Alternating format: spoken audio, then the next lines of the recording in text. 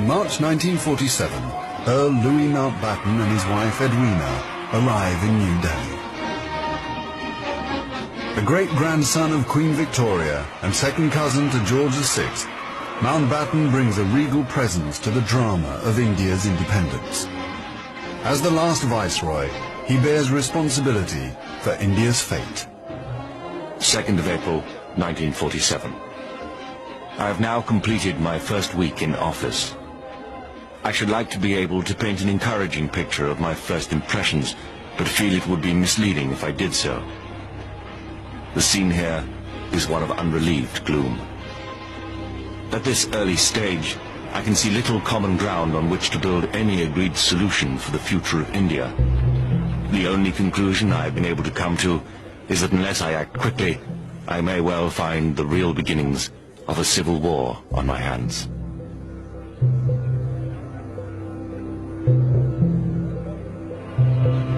By May, attempts to create a unified India have failed.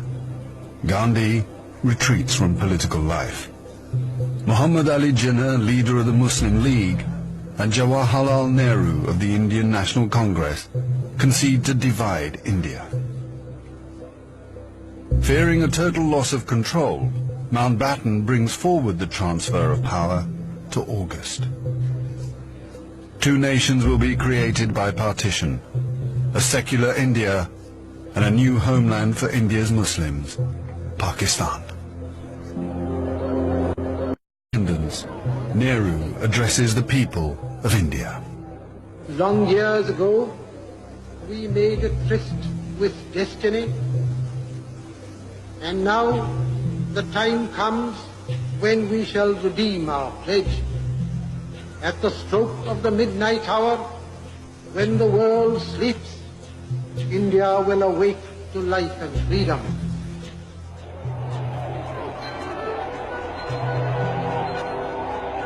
The 15th of August, 1947, the British Empire in India has come to an end. The last viceroy, Louis Mountbatten. The flag raising and the salute were done amid scenes of the most fantastic rejoicing.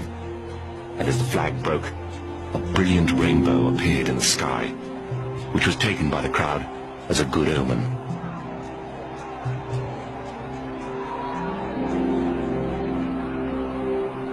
Qasim Muhammad.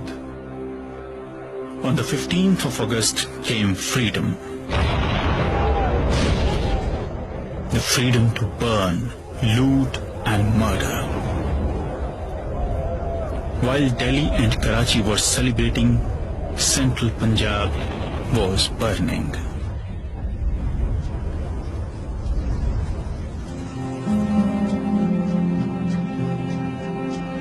Between August 1947 and March 1948, 4.5 million Hindus and Sikhs are forced to migrate from Pakistan to India. 6 million Muslims must move in the opposite direction. Britons and Indians witness the bloodshed. Shahid Ahmed. It is a battleground. People have gone mad. Trains to Pakistan are being looted and occupants slaughtered. We all knew that carnage was in the offing. So did Mountbatten. The British Empire, which tried to build India over centuries, can never live down this great tragedy.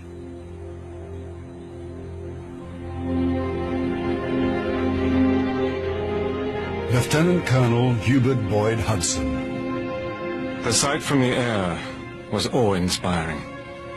In this chaos, millions of refugees were struggling to get to India or Pakistan. Thousands of others were doing their best to prevent them, murdering them by the hundred. But death is nothing. There are things more terrible than death.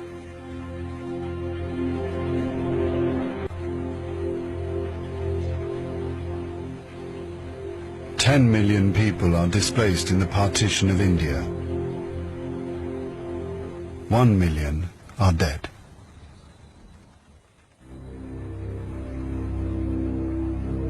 By the summer of 1948, most of the British have left.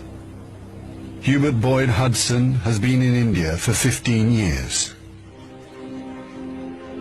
India is full of ghosts. Houses I have lived in, now inhabited by Indians, remind me of the days which will never come again.